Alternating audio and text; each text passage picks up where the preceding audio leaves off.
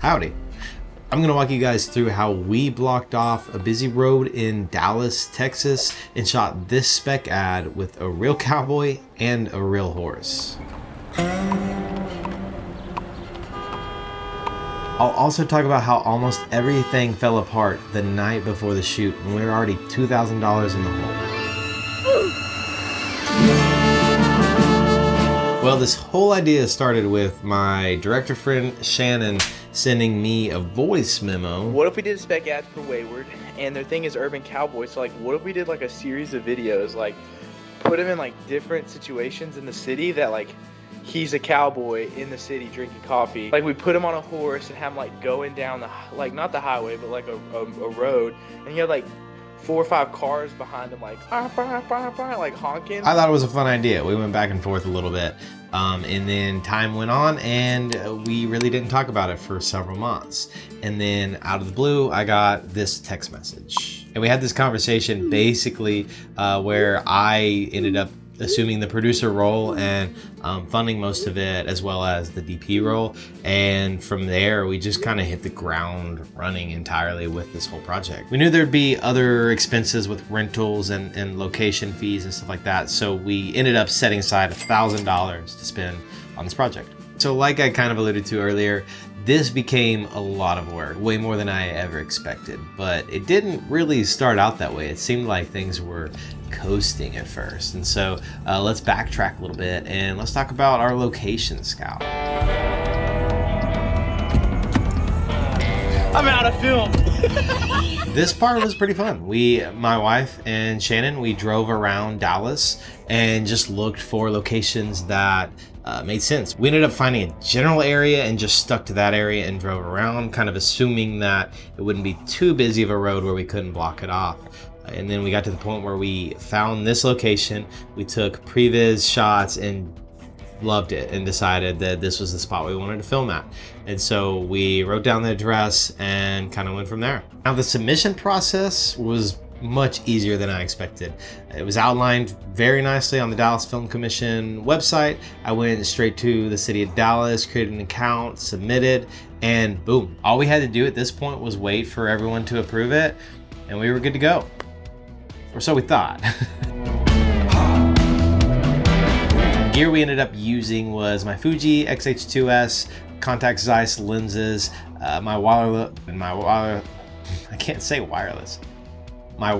follow focus, and a really long HDMI cable so my wife, our first AC, could pull focus in the truck. Now from there, we just kind of had to figure out, how are we going to get this camera movement? I don't have a jib, and I knew we could rent one for pretty cheap, and so I talked to our rental house company that we work with, and we kind of went back and forth on some ideas, and we basically kind of settled on using my gimbal with one of their jibs, the Porta jib, and we decided we would just stick it on sticks, weigh it down, and have that in the bed of the truck and give it a go. For $200 rental, that really beat my idea of rigging up some sort of janky tripod setup where I had a monopod going through some I-ring support that I could use as the fulcrum. I had a lot of ideas that would have ended up pretty poorly. So $200 for a professional jib, well worth it. And the remaining gear was a 4x4 mirror board, which really sold that Western look, a junior roller, beadboard, a duck bill, a whole lot of shot bags, a V-mount plate, and a safety chain. So the grand total for all the rented gear was $363. Not bad. All right, let's talk about crew. Now, being that this was a spec ad, there was no budget for crew. The reality of a spec ad generally is you spend some money on the production, you pull as many strings as you can, and make something happen.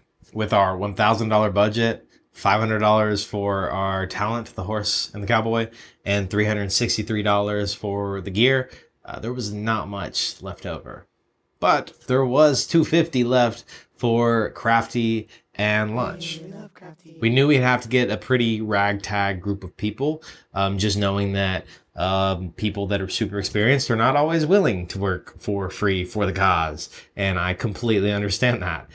But we did find some people really wanting to either learn or they just really wanted the opportunity to work on it because they were super interested in it. So we ended up having Shannon as director, myself as producer and DP, my wife, the first AC, a gaffer, a grip, who ended up actually kind of becoming the second AC, a best boy, a sound mixer, 2 PAs, and then a BTS person who got all of this awesome footage that you've been able to see. So yeah, pretty much a full crew.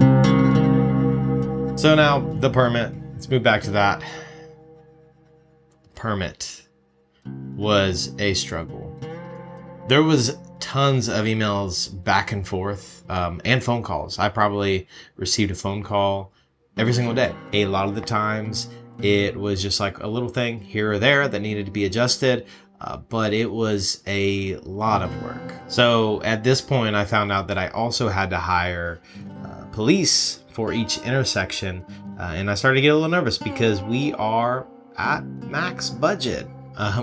The location fee was only $50, which was not bad, but the cops ended up being a lot of money. In total, $840 for both of the cops for 5 hours. At this point, we're well beyond the budget that we allotted and set aside. But we're so deep into this, and I had already, at this point, spent, almost an entire week working on the pre-production for this thing. So we said, let's do it. So we're still having a lot of back and forth with emails on whether our insurance is compliant or this and that. And it comes down to the Friday before the shoot, which the shoot is on a Tuesday. And I knew over the weekend nothing was going to happen. And we are not hearing anything. The last thing we heard Friday morning was, your insurance is not compliant. So I quickly reach out to my insurance for the second time now, saying, they're saying that we are not compliant. This doesn't seem to make sense. What can we do here? And at that point, our insurance broker was a little shocked. He said that he hasn't seen anything like this before. And so I'm like, great, this is all going to fall apart. And at this point, he's saying that we should be good, but he does need the underwriter to write a letter saying that. We get to Monday morning and I'm in full panic mode. The shoot is in less than 24 hours. And we have not gotten the permit or the okay to film. And we can't just go on that street and film with a whole horse and cowboy. And so things are not looking great. I'm really worried. I'm very tense. We're just waiting and I can't do anything until I get that letter saying we're good. And at this point, we need to go pick up the rentals because the place is about to close. And I call Shannon, we're going back and forth. I'm like, hey, what do? We already have these rentals set aside, but we don't even know if we can go shoot. Do we just pick them up and hope that it works out? And while I'm talking to him, I get an email saying, the horse is covered under your general liability. We just meet up at the rental house. And while I'm there, still in the back of my mind, I'm just thinking, they have multiple times come back to me saying there's an issue with the insurance.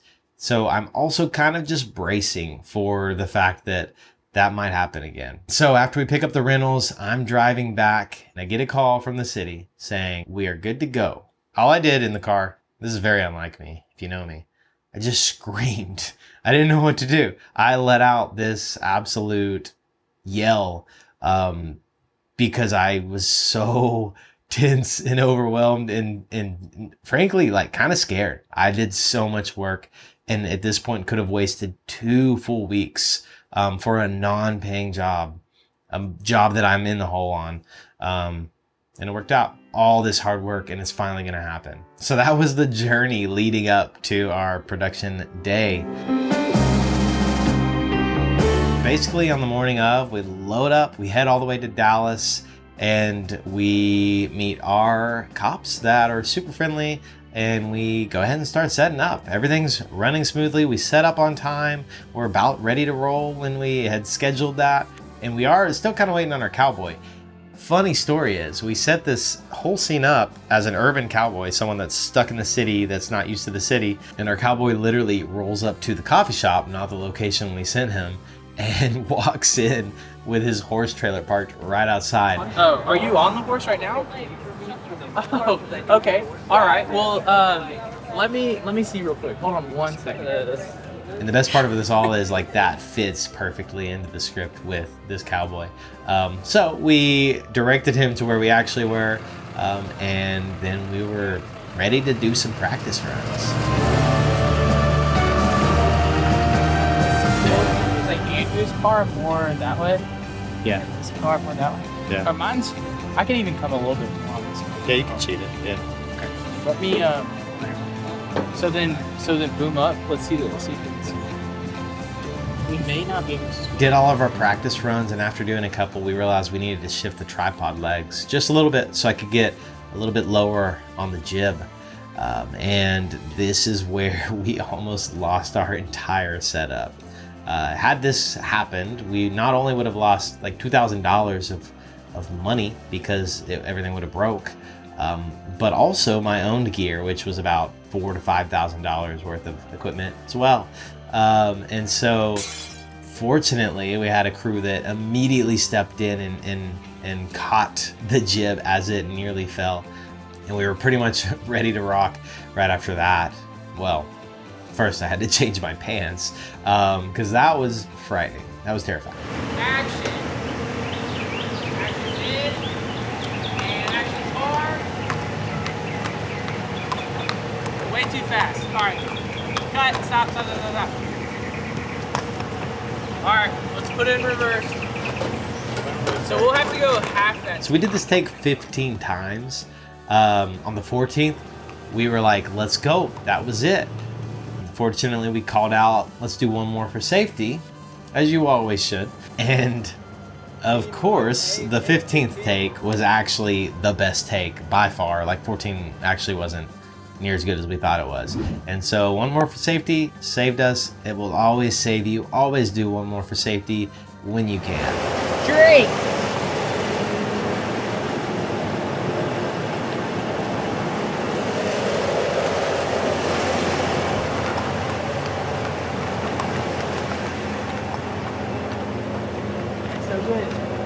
Cut! That was it. That was the one. Great That job, was guys. it. All right, break it. Come on. Let's back up, and then we'll break for lunch, and we'll come back. The rest of the day went really smoothly. We actually got the full take in a oneer, which we kind of were hoping to do, just to have the option to have a oneer. But we also did some insert shots here and there that were just really fun to capture, really easy to do. One more big reaction, hands up. Put it under the windshield. Other way? Yeah, so I can come out. Is that enough light on her? Yeah, we got it.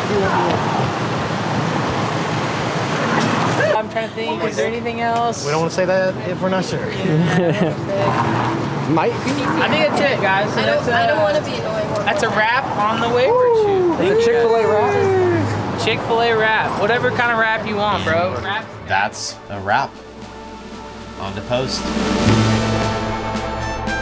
I ended up editing the whole thing. We kind of played on a few different concepts, but for the most part, we stuck to the script with the edit. However, we didn't originally have a voiceover planned, and it just felt stale. It felt like we needed a voiceover.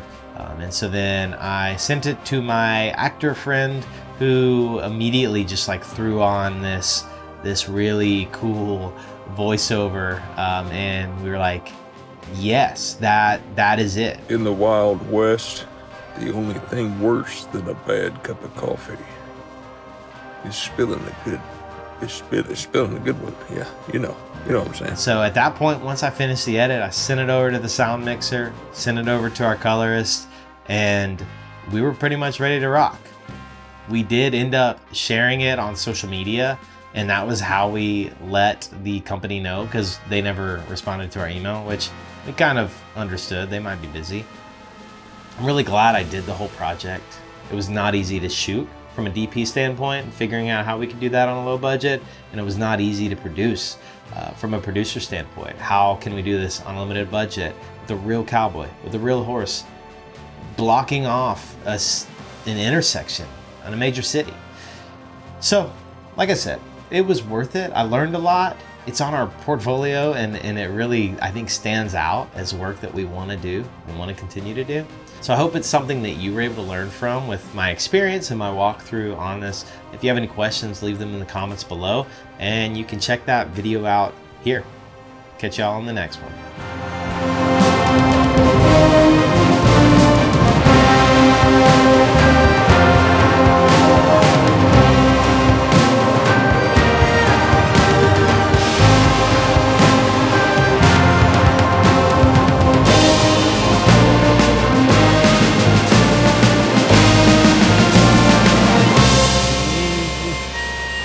Wayward Coffee.